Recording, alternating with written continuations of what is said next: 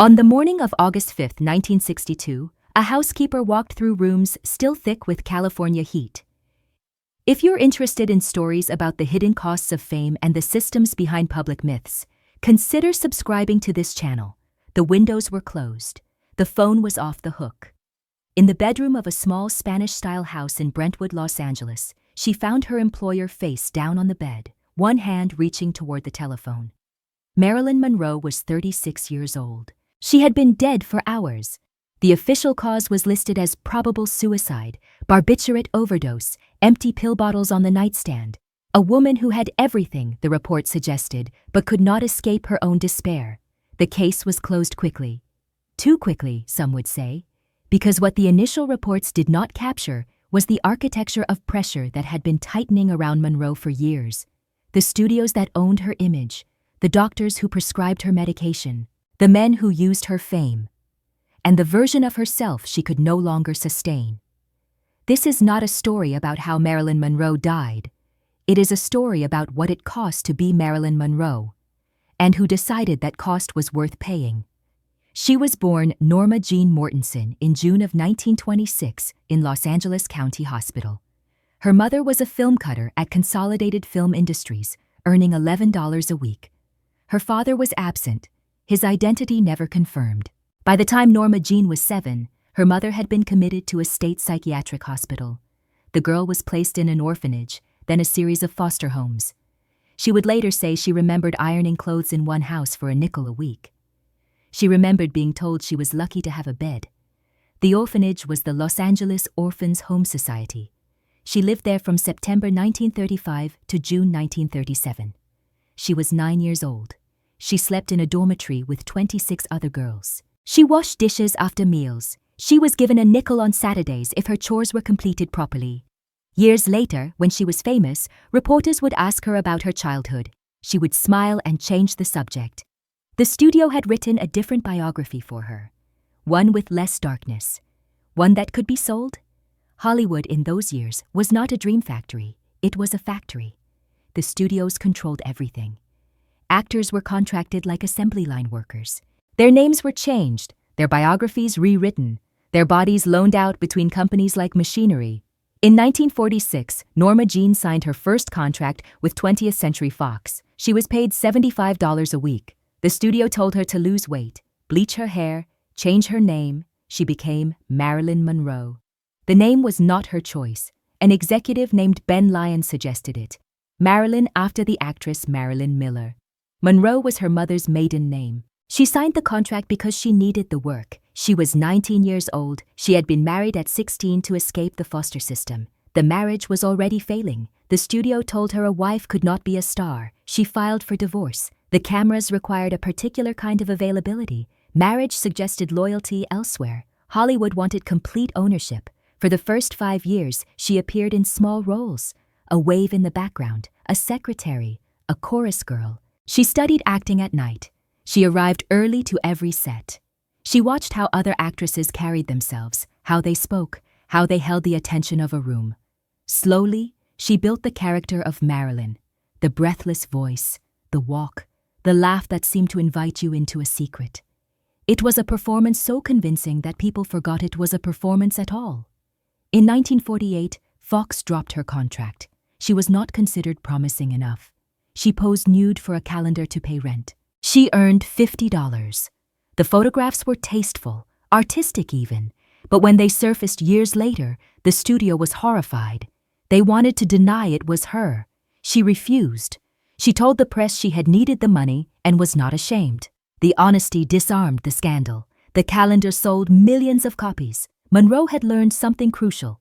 Vulnerability, when performed correctly, could be profitable. By 1953, she was a star. Gentlemen Prefer Blondes and How to Marry a Millionaire were box office successes. Her face appeared on magazine covers across the country. She earned $1,800 a week under her Fox contract, while the studio made millions. She had no control over the scripts she was offered, no approval over her image, no ownership of the persona that had made her famous. Marilyn Monroe belonged to the studio. Norma Jean barely existed at all. The pressure to maintain the illusion was constant. She was late to set, sometimes by hours, because she could not face the camera until she felt she had become Marilyn. Directors complained. Co-stars grew frustrated. But audiences loved her, and love, in Hollywood, was currency. Fox renewed her contract, but refused to raise her salary to match her value. Other actresses with half her box office draw were earning 5 times what she made. Monroe began to understand that her image had worth, but she did not own it. Someone else was always collecting. She began taking sleeping pills in the early 1950s. The schedule was relentless. Filming during the day, publicity appearances at night, photo shoots on weekends. Her doctors prescribed Nembutal to help her sleep, then Seconal when the Nembutal stopped working, then chloral hydrate when she built tolerance to both. The pills became part of the routine, a solution to the problem of being Marilyn Monroe 24 hours a day. No one monitored the dosages. No one asked if she was developing dependence. The studio needed her on set. The pills kept her functioning. In 1954, she married Joe DiMaggio, one of the most famous athletes in America. The marriage lasted 9 months. He wanted a wife who stayed home. She was contractually obligated to be seen. During the filming of The 7-Year Itch, she stood over a subway grate in a white dress while air blew the fabric above her waist. Thousands gathered to watch. DiMaggio stood in the crowd, silent. He filed for divorce weeks later. The dress became one of the most famous images of the 20th century. Monroe said later she felt like a piece of meat. The scene was shot on Lexington Avenue in Manhattan at 2 a.m. The crowd was so large that police were called to control it. Director Billy Wilder shot take after take. Monroe's dress flew up 14 times. Photographers captured every angle. The images were published in newspapers around the world. DiMaggio left the set before filming ended. He did not speak to her on the drive home. He had been a public figure his entire adult life, but he had maintained control over how he was seen. Monroe had no such control. She was required to be looked at. It was the job. She wanted to be taken seriously. She moved to New York and studied at the Actors Studio under Lee Strasberg.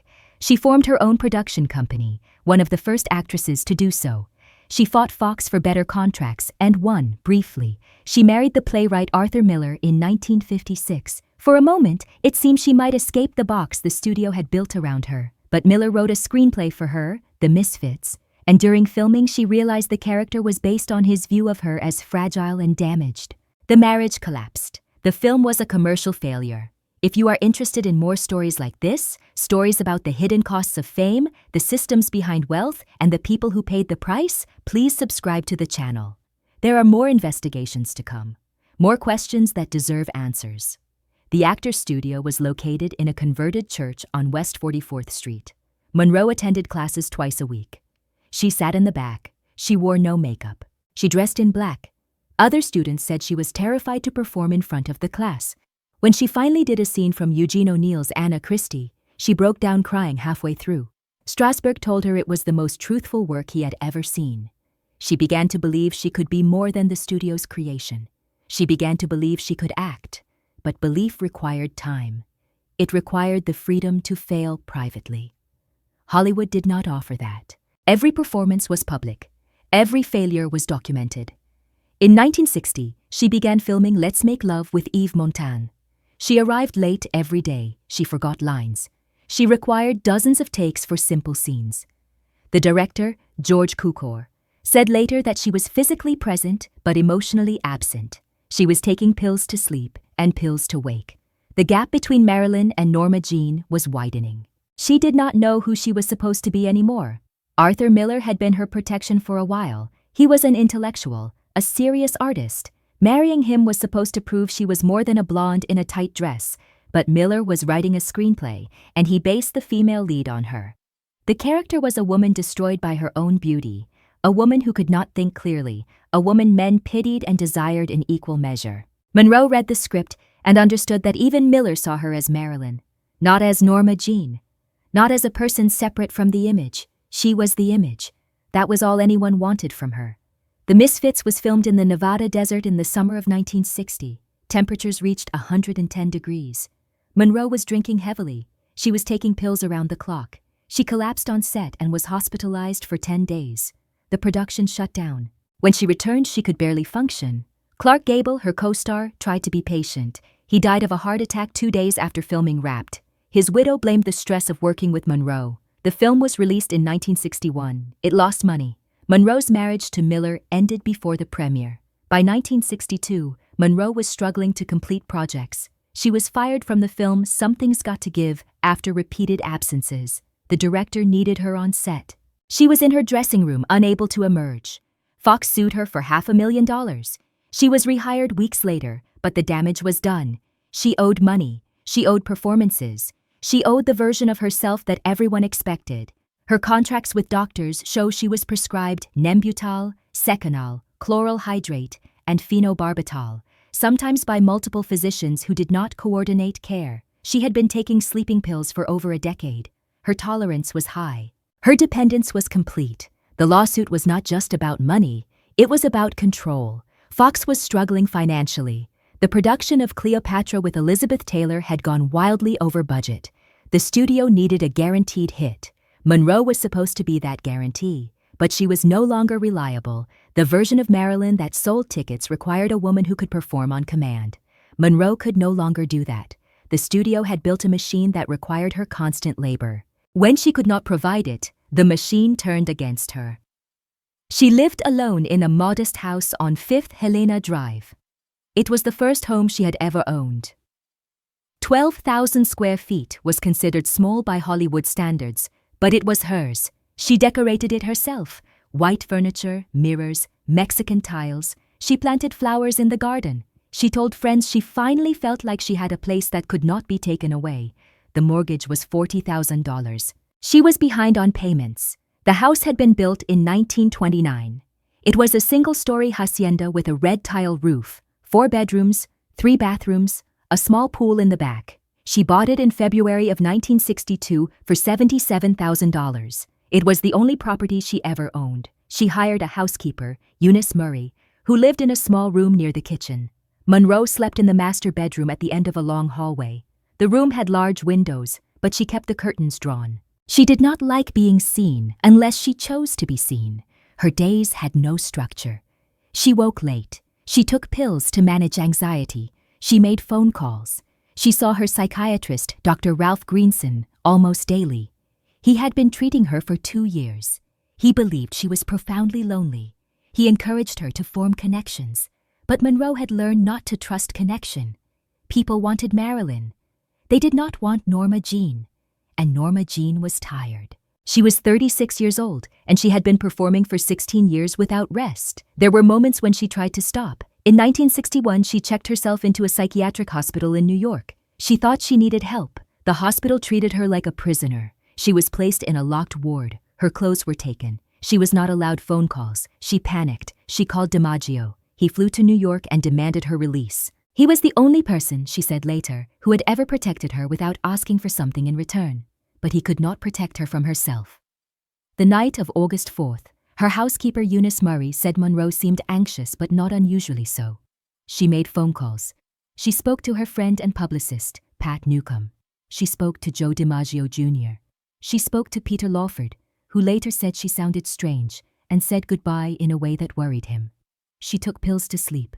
At some point in the early hours of August 5th, she took more. The toxicology report showed lethal levels of barbiturates in her system, no residue in her stomach, which some investigators found strange. The pills should have left a trace. The timeline of when her body was discovered and when police were called did not align. Witnesses changed their statements.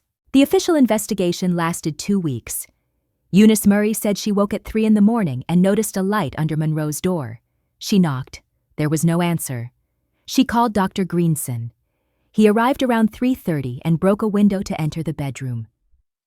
Monroe was lying face down on the bed, naked, one arm stretched toward the telephone. The phone was off the hook. Greenson pronounced her dead. But the police were not called until 4:25. Over an hour had passed.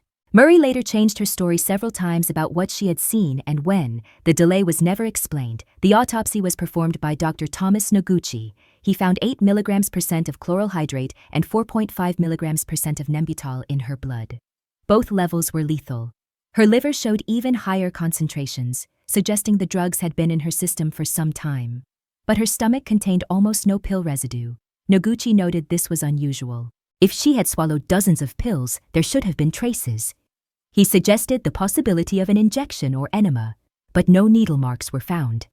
The official cause of death was listed as acute barbiturate poisoning, probable suicide.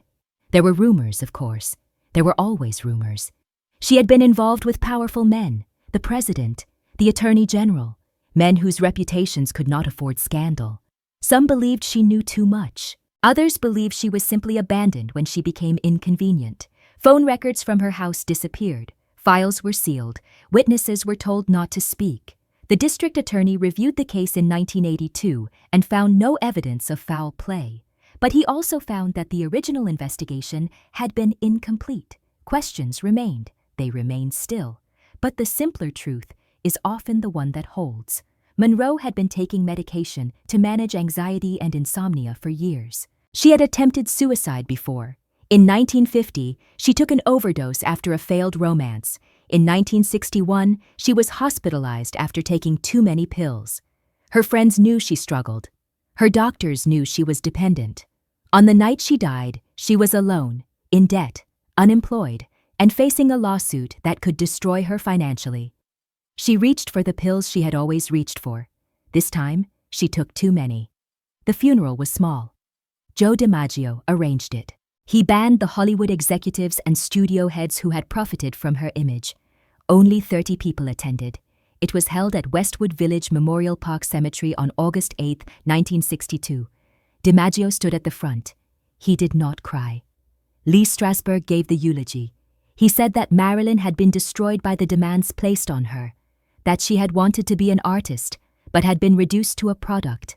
For 20 years afterward, DiMaggio sent roses to her grave 3 times a week. He never spoke publicly about her.